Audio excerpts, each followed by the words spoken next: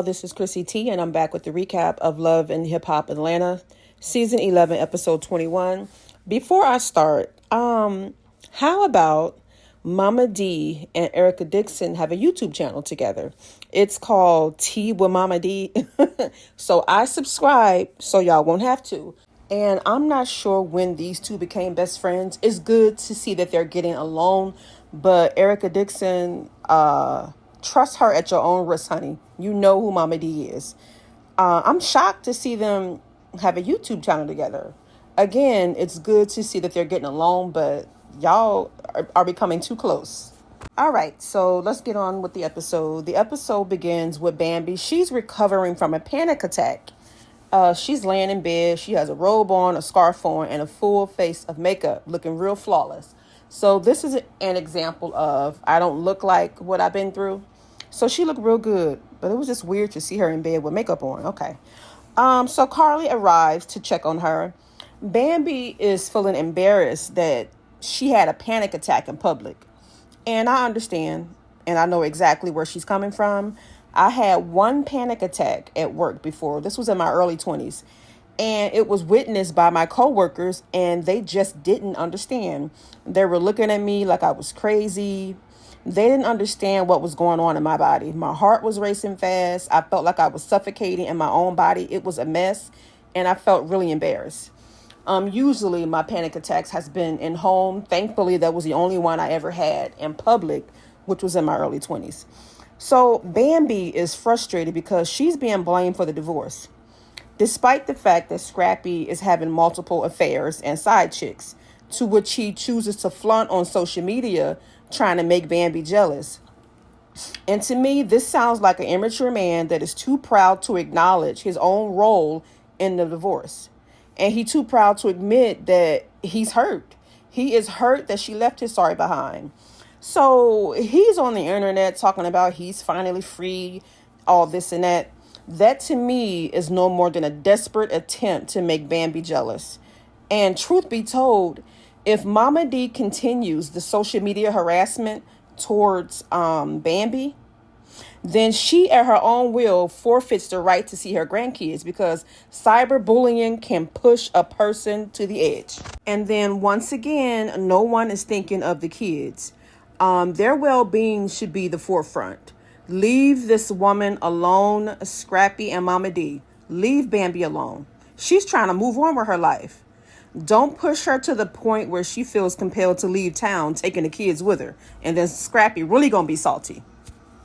And Erica Dixon, honey, you should probably take heed, because Scrappy and Momma Dee's behavior should serve as a cautionary tale, because what Bambi is going through now will soon be your reality, as it has been in the past. You know Scrappy's track record. You know Momma Dee. You've been there and you've done that. Meanwhile, Momma Dee, being the messy person that she is, decides to invite Erica Dixon and Diamond to her Lash launch party. Now, what reason did she have to invite both of them other than to stir the pot? So she gives some BS reason for inviting them, both of them. She said she loved the two of them for love of her son.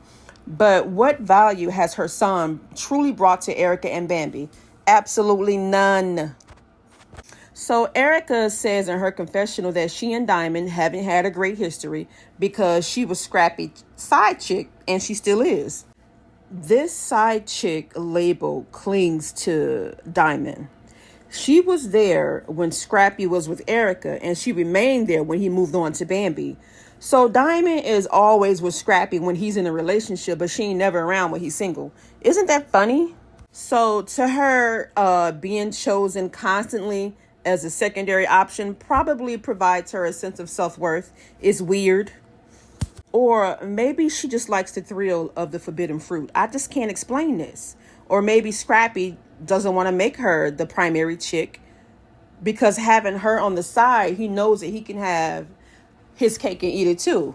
I don't know. It's just so weird how she remains a side chick no matter what woman he's with. She always around, but she has not one time been the main chick. It's weird.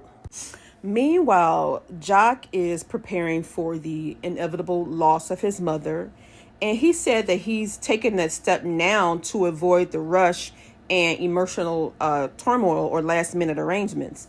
So he said his little brother, for whom their mother has been a beacon of light, he said that once that light goes out, he has a fear that his brother will go back to the streets, and that's a path that Jock desperately doesn't want him to take.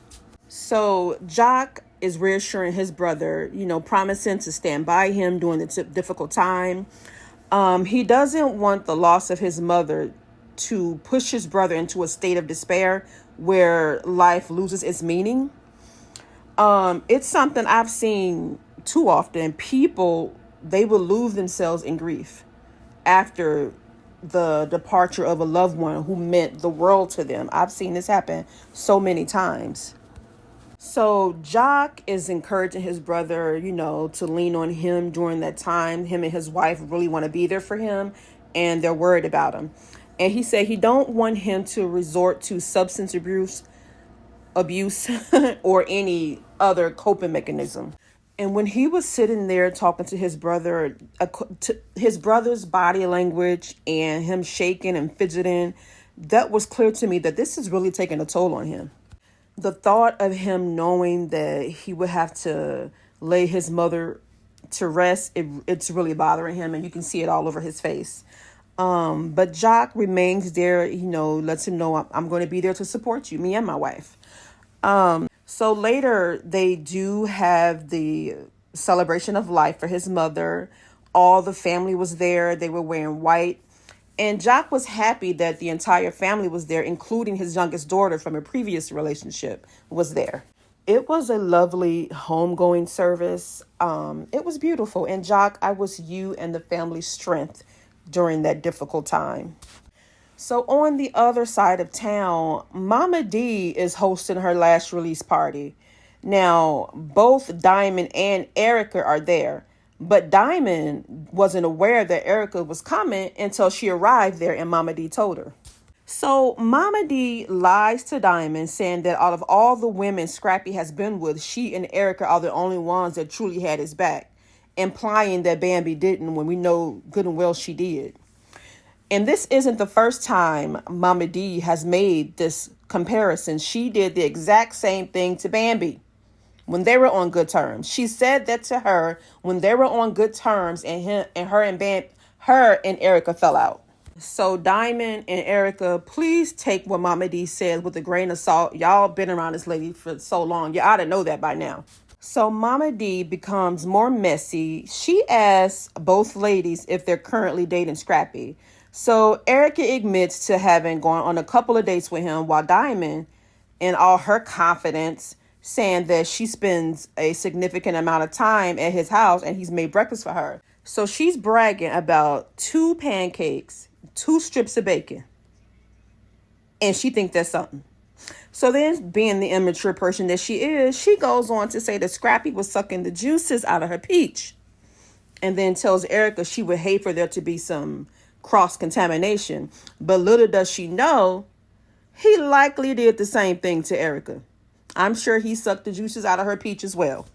As you can see, I love how Erica maintained her composure. But Diamond, was that necessary?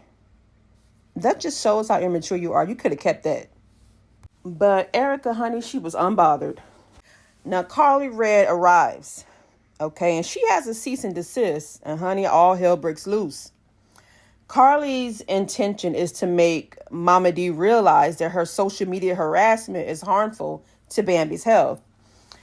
And if she cared about the grandkids like she says she does, then she'll stop doing the thing that she's doing on social media. Momma Dee made it clear, I don't give a damn about Bambi's health. And Karli emphasizes the need for Momma Dee to consider the grandkids, to which she wasn't. She made it clear she don't give a damn about anybody but Scrappy. So at this point, Momma Dee is pissed that Karli had the audacity to come into her lunch party and bring a cease and desist, and she told her to get the hell on out. But before she could leave, Erica is pissed at Karli also, because Karli is defending Bambi, who accused Erica of abusing her own daughter. Interestingly, okay, Scrappy and Momma Dee also accuse her of abusing her own daughter.